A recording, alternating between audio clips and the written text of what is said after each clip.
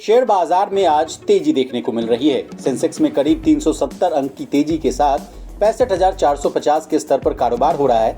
वहीं निफ्टी में भी 100 अंकों की तेजी देखी जा रही है।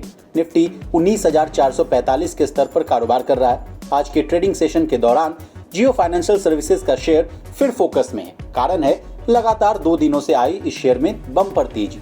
जी हाँ, आप सही सुन रहे हैं, जियो फाइनेंशियल सर्विसेज के शेयर ने नीचे की बजाय ऊपर की चाल पकड़ ली है। 2 दिन से लगातार जियो फाइनेंशियल में अपर सर्किट लग रहा है। मात्र 5 दिनों में शेयर ने 8.34% का पॉजिटिव रिटर्न दिया है। शुरुआती ट्रेंड में ही शेयर 5% चढ़कर 231.25 रुपए पर कारोबार कर रहा है। अब इस तेजी के कई कारण हैं।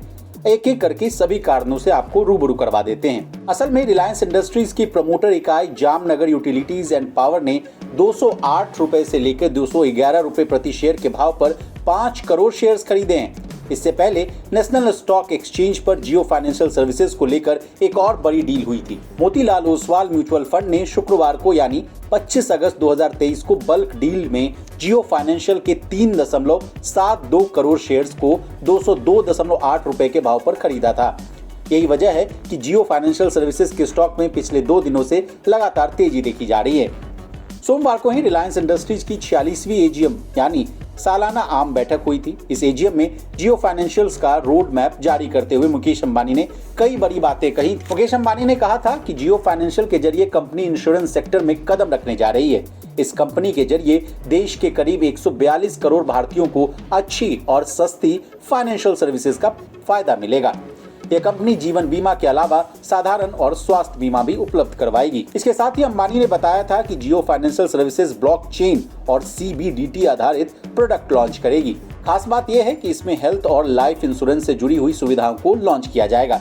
रिलायंस की एजीएम में जानकारी देते हुए अंबानी ने यह भी बताया था कि जियो फाइनेंशियल सर्विसेज लिमिटेड और ब्लैक रॉक में 50-50% की हिस्सेदारी वाला ज्वाइंट वेंचर भी स्थापित किया जाएगा। ब्लैक रॉक की ओर से इस मामले पर क्या कहा गया, जरा इसको भी सुन लीजिए।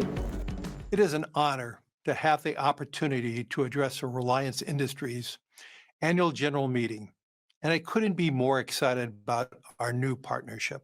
There is an unprecedented opportunity to transform the asset management industry by introducing a full-service tech-enabled asset manager with affordable and transparent investment products to meet the needs of every segment of society.